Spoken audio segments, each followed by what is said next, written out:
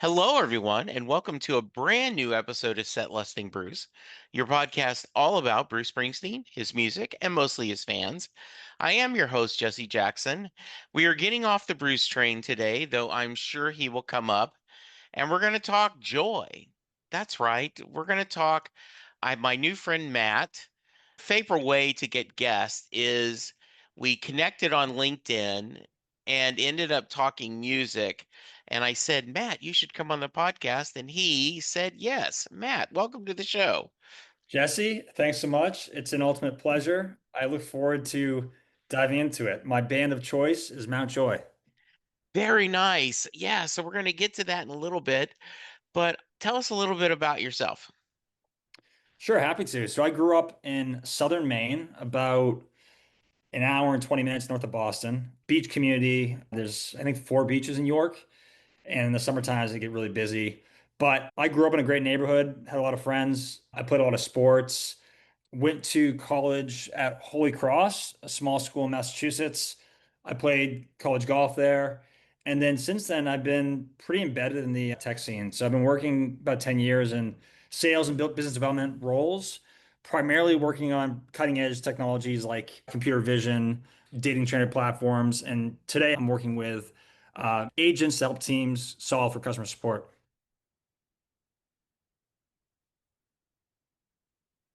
Very cool. All right, so growing up in Maine, what kind of music was your family listening to? What did your parents listen to?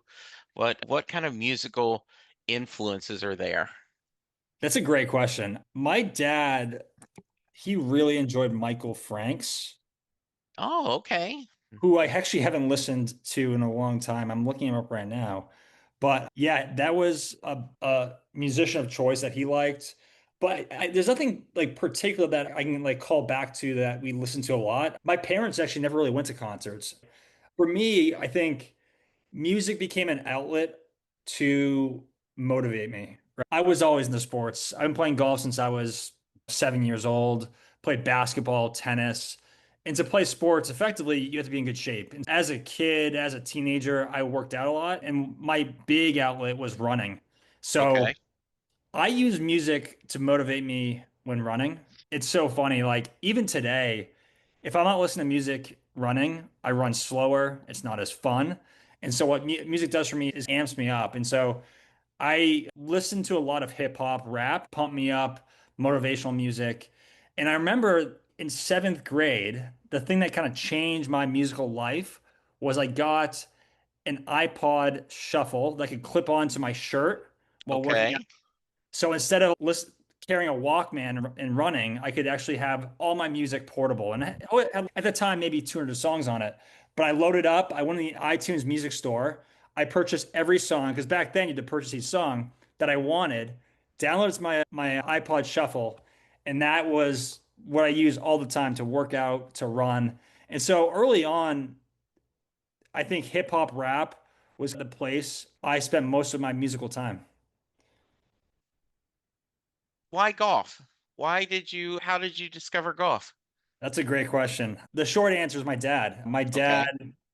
he's an athlete. He played basketball growing up, but right when he had me is when he discovered the game of golf and he fell in love with Okay. golf. So we belong to this golf course in our community called York Golf and Tennis Club. Great course. For the golfers out there is a Donald Ross design, which is a famous architect of the early 20th century. And because my dad wanted us to play golf, my brother and I, he would entice us by saying we can go out on the golf course with him, drive the cart around, eat Butterfingers, drink cream soda. And he really made it fun for us. And I was fortunate enough where the place I grew up had a really great junior golf program. So there are other kids like me that played all the time. And that was my like sole thing. I was playing a lot. I loved the game and I got good really quickly. By the time my first hole in one was the age of 13, my second hole in one was the age of 15. And I was just fully enamored by the game and it helped me get into a pretty good college and college of Holy Cross. I That's fascinating. And you still play a lot of golf? Yes, not as much. Work means I can't practice as much. So I'm not as good as I once was, but I still enjoy the game.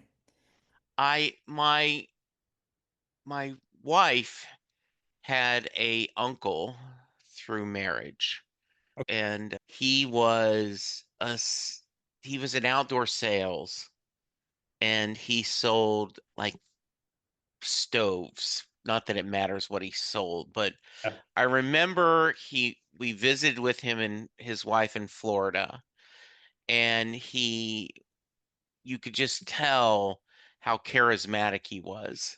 Yeah. And he said that he would always joke about if business was really good, he would like, and my golf game's really suffering.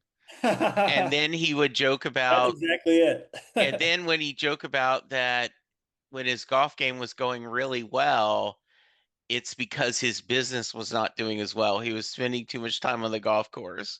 That's And yeah, that's awesome. I have not played in a long time. I went through a spell where I played. I was never any good, but I enjoyed it. It was a lot of fun. yeah. So good. Nice. Yeah, yeah. Uh-huh. You should get back into it. It's a fun game, and you're in Dallas, right? There's plenty of golf courses in your area, so get out there and grip it and rip it. There you go. So what about, and we're going to get to Mount Joy in a minute, but what about hip hop spoke to you at that young age to help you exercise? What do you have you thought about that? Yeah, it's funny. Hip hop and rap, a lot of the subject matter, there's swearing in it, there's drugs about people like getting out of the hood, all these themes. I actually never ever was interested in those themes and like what the music said. I was more Yeah. interested by the beat. Yeah. Uh, I never really, it's funny, I don't really listen to lyrics that much when I listen to rap songs, except maybe the hook, maybe like the common key words that they rap on top of. But mostly it's the beat. And Yeah. one of my favorite albums, and it might be my favorite album, is Graduation by Kanye West. Okay. And the reason I like it, it's actually the only album I know of that I can listen from top to bottom and not skip a song because each song I like. And Mm. there's great songs on there. Can't Tell Me Nothing is one that I love. If you've seen the movie The Hangover, the scene where they're in the convertible going to Vegas, that song comes on to kind of open up that like crazy Vegas experience for them. Flashing Lights is really good too. But Kanye West's story is pretty amazing. Like despite what he is today, he was a brilliant artist. And part of the reason I like some of his music is he didn't really swear a lot. He was Hmm. still the hip hop rap guy, but he was blending it with stadium rock, electronic, pop influences. Yeah. And I really liked how creative he was. And that's kind of why I like it. Again, like every one of these songs, there are days where I just like when I'm like, what do I listen to? And on the treadmill, I just put graduation on and I just go like top to bottom and I have a Hmm. great The Yeah, I love that. In fact, one of the stories I tell is my wife was like, I just I don't understand Bruce Springsteen. I can't understand anything he says. yeah. He grunts too much. And so I asked her, I said, okay, do me a favor. I said, don't try to listen to what he's saying. Just listen to the tone of his voice. Just think of Yeah. it as another instrument, like the old Peter and the Wolf, like you'd heard it as a kid, where this instrumental and it told the story. Yeah. And that helped her. And then later she would listen while reading the lyrics just because she knows how much it means to me and she loves me. So she's putting up with it. Yeah. And I always think it's interesting because hip hop and rap have become mainstream now. They have. Yeah. They started out as this fringe, almost counterculture, but I think that's what rock and roll was. That what Totally. was it what they used to call hillbilly music, country music and everything. Yeah, it's always interesting to do that. So Yeah. let's talk about Mount Joy. So can you remember when you discovered this band and what about them spoke to you? It's a great question. So after college, I started to branch out. I started moving outside of hanging out with people like me, which were like hardworking athletes.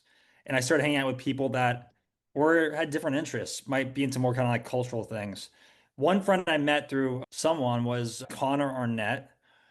We were going skiing one weekend in Vermont, and I drove, but he plugged in his music. Hmm. And back then I had Apple Music and I listened to my hip hop rap. He's like, hey, mind if I just throw some music on? I'm like, yeah, sure, go for it. And he had Spotify. And we listened to this. It was like a 70 song playlist. And the theme was like, it was like dinner time music, or that was the playlist name, something like that. But that's how I discovered not just Mount Joy, but like this like different side to music I didn't tap into before. And that was kind of like indie rock, folk rock, and I just liked it. And I think I liked it because it goes back to the beat. It just it can't like it's like tough to describe like sometimes why you like something, but I just love the beat. But also I think it was a storytelling. So Mount Joy, it's a band, they have a lead singer and then an ensemble around it, maybe four people. I think they're really good storytellers. So, for example, their most famous song is called Silver Lining. Okay. And the lead singer wrote it in college because he was inspired by the impact of drug addiction in his community. And this is back in Philadelphia. And he has some like lines that kind of just hit you. The main line is, my brother, let the hard drugs be, drink your wine. Another line is, silver lining means finding hope amidst adversity. It's fun. I like these songs, but I think like it's powerful when there's a message behind them. They have other great songs like Sheep is awesome. It's one of the earlier ones, but that like addresses themes of apathy and connection and different lyrics about like social justice. So there's, I guess it's like, to summarize, it's like it's just a little it's more human and deeper than just some of the rap songs I was listening to. Yeah. And it was also cool because they're up and coming. So back when I discovered them was back in 2018. I'd been to two of their concerts back then, and they were filling out 5,000 person venues. Today, like they're filling out TD Garden with 20,000 people. So Yeah. they've hit mainstream, and I think part of music what is really fun is like finding something before someone else finds it, and then telling people about what it is and helping them discover that music too. And Mount Joy is one of the ones where I discovered it back in 2018, but since then it's a band that I always talk about and it's a really good one. You mentioned seeing them in concert. I always preface this question with the amount of times you've seen a band perform live is not a fair barometer of how No. big of a fan you are. Yeah. But so you've obviously seen him at least once. How are you someone who counts how many shows? Yeah, so I've seen them twice. I do. I was gonna see them back in 2023 and I was in London for a work assignment and I actually had to stay there longer. So I had Yeah. to cancel those tickets. I was gonna see them this summer with my girlfriend, but she's in New York City. So like I'm always trying to see them. It's just like they only come as bands are. They only tour so much and they're only Yeah. in my area so much. So I wish I could have seen them more. A band that I also was brought to my attention through Connor Arnett is this band called Camp. They're like Mount Joy, but they're a bit more folksy. And I've seen them twice too. But again, small band that has really started to hit more mainstream in the Hmm. last year or two. Yeah. So talk to me. Some of you've already mentioned a couple songs. Other favorite album songs. Yeah, I so actually my favorite song is I think off their second album. I don't know the album name, but the song's called Strangers. Okay. And it's funny, the main line in that is it repeats, I am over you, I am over you, I am over you. And the song's about being comfortable in like uncomfortable places. And that song is the song that I would listen to every time a girl broke up with me. Like every time. And when I was during that time period, 2018, 2019, I was single, I was dating, I was trying to find a girlfriend. And yeah, like there are a few things, and this is like scar tissue now, but a few things that kind of come up were the times where the girl broke up with me and I left and I was frustrated, I was sad and like that song to me was like consoling and it like helped me. I know it sounds silly because it's a song, but it helped me cope with what kind of sucks is getting broken up with like someone you care about or are interested in. It's a hard thing to go through. And that song is kind of like therapy for me. I don't think it sounds silly to me. I remember the first time my true heart was broken, and I had Different Drum by Linda Ronstadt Okay. playing just on repeat.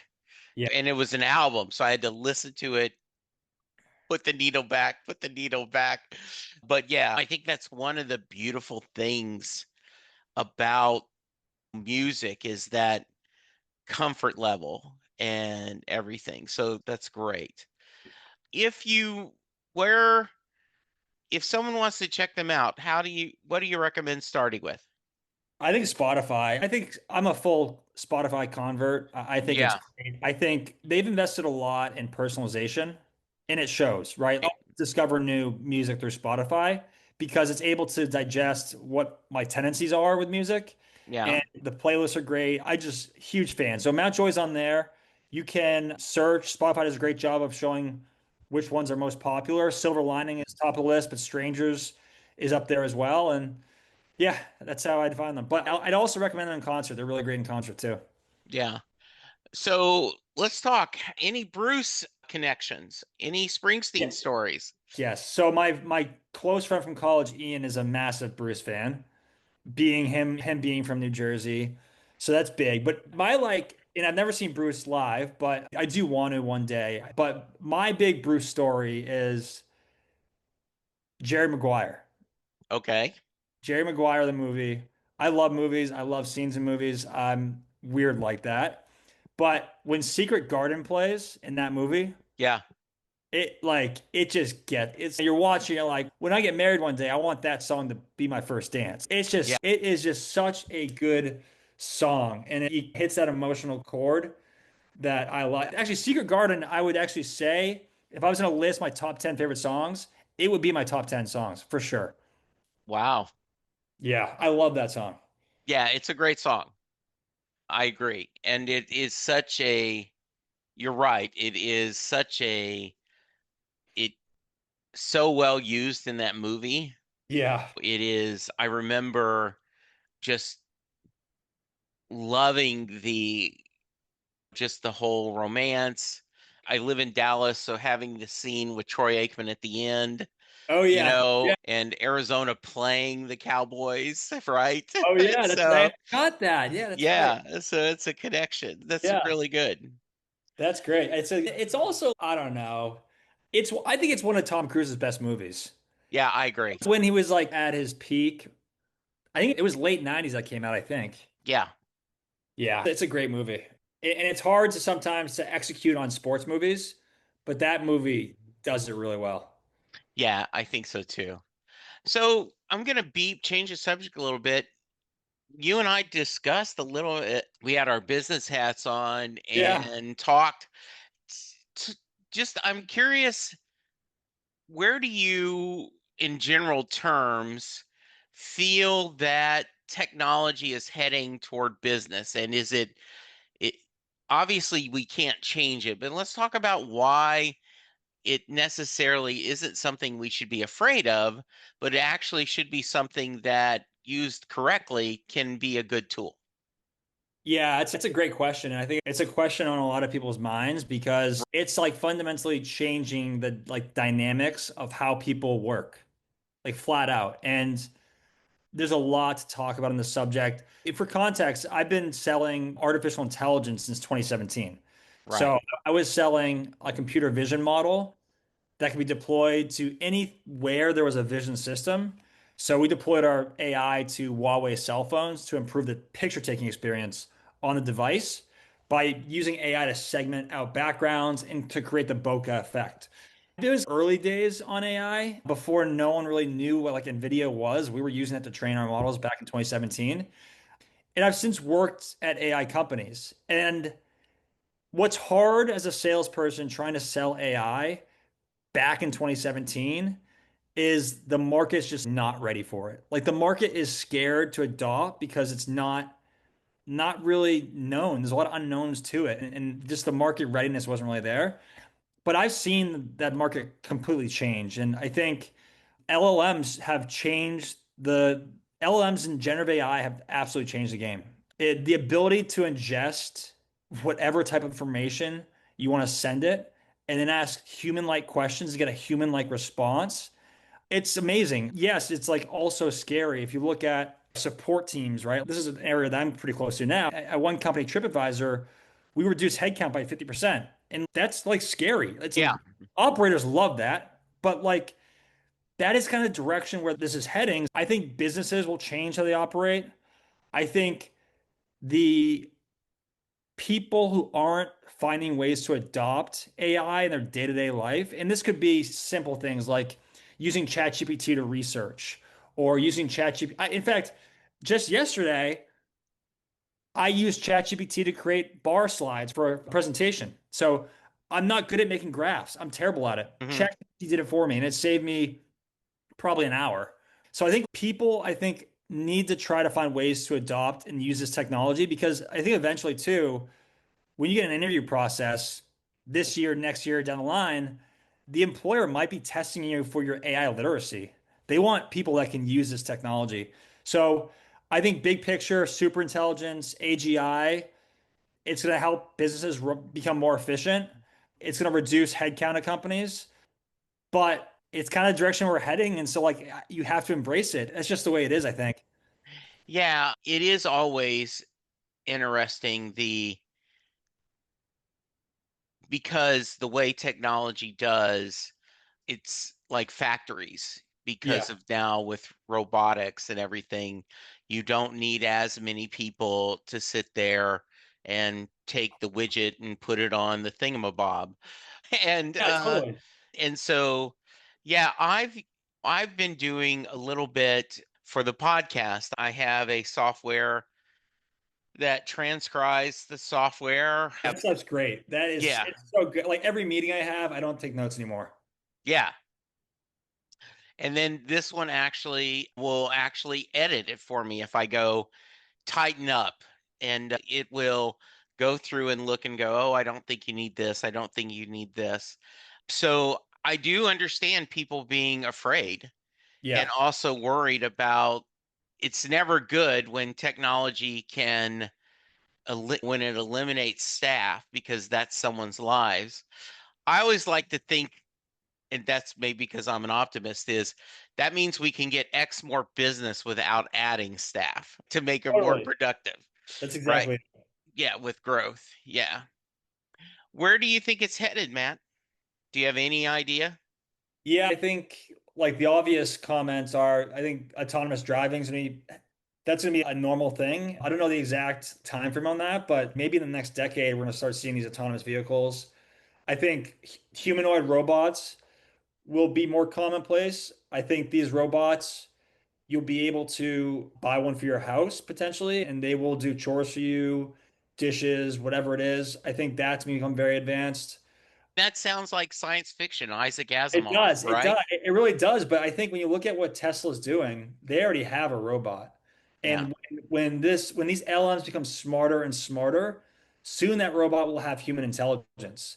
And when it does, it can do tasks that a human would normally do. So I think, yeah, it's definitely a little bit scary. I'm really curious to know what we do as a country from a legislative standpoint to make sure that this is safe. I do think this type of innovation has to be governed in some way. Yeah. I don't think there should be like restrictions right now. I think we have to innovate right now. But in the future, think of it this way. If we have autonomous cars and we have, let's say, six different car makers making these cars, these six car makers might have different AIs using for autonomous driving. How do these cars communicate with each other, right? Like how do we make sure that's a safe experience for people? And so those types of things I think about, but I'd be curious your thoughts. Yeah, I know that, and I do not know if this is true. I'm just repeating. Penn has talked about on his podcast, God, 3 or 4 years ago, that as he called it, self-driving cars would save so many lives. Yeah. And I don't know what study, and it might be pulling it out of his ass, but the idea that there would be that safety versus the human element of driving. Yeah. It is interesting. Zoom, if you have a paid version, which I do because of the podcast, one of the free features is after you and I finish talking, in a couple minutes, Zoom emails me a summary of the discussion. Nice. And I don't do it as much anymore because the uniqueness is wore off, but I would send it to my guests and we would always get a kick out of how accurate it was, yet how inaccurate it could be at the same Yes. time, right? Yes. Those are hallucinations. Those are hallucinations. Yeah. Yeah, where it just you're sometimes like, how did it get this? And then you understand when you think about it. That's fascinating. I'm sure, and yeah, because there is this as technology changes, and I do go back to that. I grew up reading Isaac Asimov and the three laws of robotics. Yeah. I'm not sure if you're familiar with them.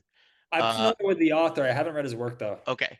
Yeah, I can't quote them, but basically he in his thoughts, because he said that he we would build safeguards. So the first law is a robot can't hurt a human.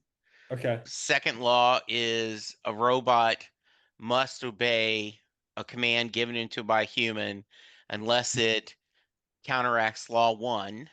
Yeah. And law three is a robot should preserve itself unless it conflicts with law two and one. Yeah. And he said, I remember in his autobiography, he says, and if you follow that rules, it's hard to do a stupid robot story. Someone, Yeah. killer robots going out. Right. But he said there was enough vagueness. I don't know. I think something needs to be put into that place, and it's going to be crazy. And as always, technology moves so much faster than we think it's going to do. Oh, totally. Totally. Yeah. Yeah. I agree. I don't know. Back in 2021, did you see AI being this capable? No. It just like absolutely dumbfounds me about what it can do. Yeah.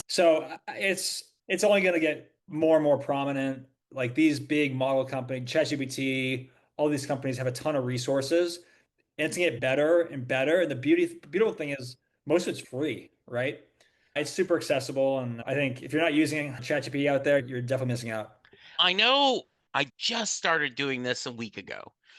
Is the Copilot from Microsoft, Oh right? yeah, yep, So I was one of the things I struggle with is on my other podcast, Perfectly Good Podcast.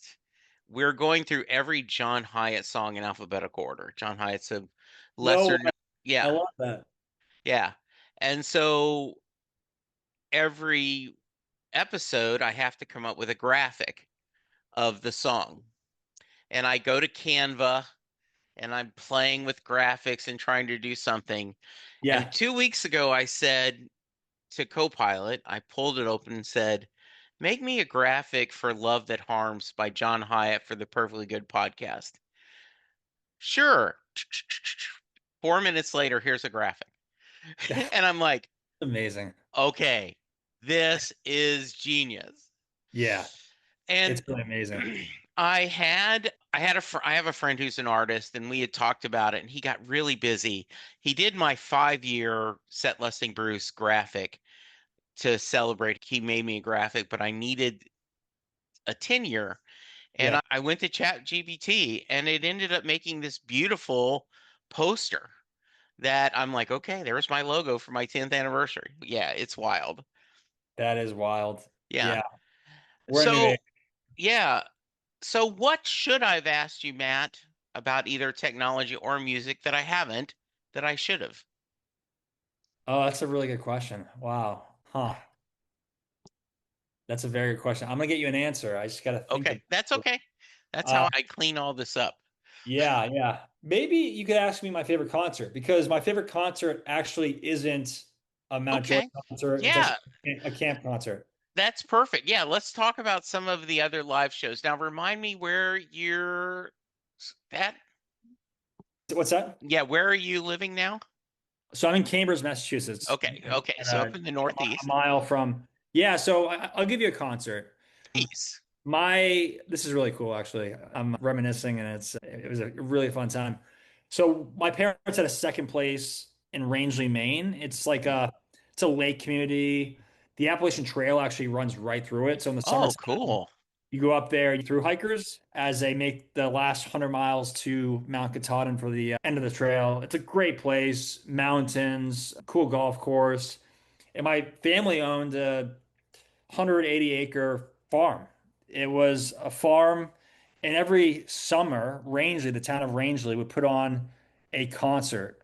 And every summer, they'd have this concert on this. It's almost like this like natural like grass amphitheater on the road up to the Saddleback Mountain, the big mountain there, and it overlooks the lake. And so every year, the concert starts at 5 o'clock or 6 o'clock. They have a opener, then the real band comes on. So as you're watching the concert, the peak set is happening when the sun goes down, which is really cool. Wow. This year, or so this that year, summer 2016, me, three of my friends, and then my dad invited his friends up, and we had everyone camping up on this big hill. It was kind of like Woodstock. It was like 5 or 6 tents, and everyone came up to watch the concert. And the concert was Foreigner. Oh, So how fun. I saw Foreigner in the environment I just described to you, and that was my first time. It's like how you like songs, but you don't know who sings the songs. Yeah. It was one of these moments where I like, wait, I know that song. Wait, I know what I want to know what love is. I know what that song. I like, and it's like it was a hit after hit after hit. I was with my best friends. We're having the best time of our lives, and it was just special because Rangeley to me is a place where I go to for having fun, taking it easy. I was with my good friends. The environment was great. It wasn't a big concert. It's probably, I don't know, 5,000 people, and we're listening to a pretty legendary band. So that's my favorite concert. I don't know. It's really hard to replicate that one. That sounds awesome. I love that idea, right? And because sometimes the atmosphere and the people you're with can make it so special. That's good. That's very nice. Thank you. It was fun. Are you Red Sox fan? Yeah, not a lot. Like You, I'm a bandwagon guy. So, oh 04, okay. 2013, 2018, I'm all in, but I haven't really gone to a game. I went to a game for my friend's bachelor party where we watched Sox versus Yankees. Okay. But typically it's like too slow for me. Like I just can't sit in a chair for that long and watch Okay. baseball. I can sit in a chair and watch a movie for 2 hours, but not baseball. Yeah. So, who's your favorite golfer right now? You Uh, have a pro that I you're do. Yeah, I do. I think like I grew up with Tiger Woods. Tiger Woods is the reason sure. why I got into the game. And one of the things I'm most fortunate for in life is the fact that I got to watch Tiger Woods in his prime. Yeah. That is something that's really special. The guy I like a lot right now is this guy from Sweden called Ludvig Oberg. He went to Texas A&M. He's a stud. He's probably 24. He's won a few times, but he's always in the mix in the major tournaments. But I really think he's the best swing on tour. He's a really good swing. It's very compact, and it's just fun to watch him hit the golf ball. I remember Tony Romo when he was in his prime as the Dallas Cowboy quarterback Yeah, or early in his career, not necessarily in his prime, but he's really just starting. And he said that one of the things that helped him as a quarterback is that he golfed a lot. yeah, And he said with golf, you have to not worry about your last shot, not think about your next shot. You just yeah. had to focus on the shot you're making right then and That's there. exactly it. Yeah. And The he says that, the most important shot in golf is the next one. You have to have a very short memory because you yeah. can't live the highs and the lows of how a shot went. And he said that helped him as a quarterback. Oh, interesting. Yeah. That Yeah, makes, because it was able to, okay, I threw a really bad pass and it was picked off, but now then, or whatever it is. That's good. yeah, Uh, that is good. yeah. This has been so much fun, Matt. I've I enjoyed it. really, This is a lot of fun. I hope you had a good time. We'll do it again. Let's catch up again. That'd be fun. Yeah, I think I'm going to listen to some Mount Joy and then have you back. All Yeah, right, that'd be but great. before I let you go, I end every podcast with the Mary question. So hopefully you've done your homework. Uh, Okay. yeah. A guy friend of the podcast, Jay Armstrong, when he was an honors English teacher, he's now retired, would give his students the lyrics to Thunder Road. And they would read it as if it was a poem, talk about the imagery Bruce uses, the Yeah. themes he explores, and then he would ask the question at the end of class, does Mary get in the car? So, Matt, that's your question. Do you think Mary gets to the car at the end of Thunder Road?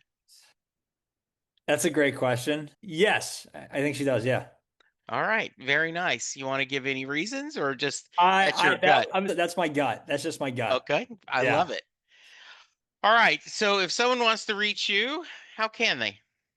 Yeah, that's a great question. I'm on LinkedIn. Okay, Search Matt Campbell. If you search Matt Campbell Maven, that's a company I work at, you'll probably find me. all Uh, right. Feel free to reach out. I respond to every message on LinkedIn, even if it's a solicitation. So happy to Yeah, have a conversation and to connect. And I'd love to actually promote this podcast on my network too. I have, I think, over 10,000 followers. all So right. if I can share the link, I'm happy to make a post. I absolutely will get you the link. This will be out in about 3, 4 weeks. So thank you, my friend. This was a lot of fun. I Eh, enjoyed it. Yeah, and yeah, let's do it again. After I spend some time, I'll reach out to you and go, hey, let's do a follow-up Let's episode. do it. Okay. Let's do a follow-up episode and we can dive into all things Mount Joy. That sounds great. All right, listeners, go follow him on LinkedIn, reach out, check out some Mount Joy. But for now, I want everyone to be safe, be kind, and we'll talk to you soon. Goodbye.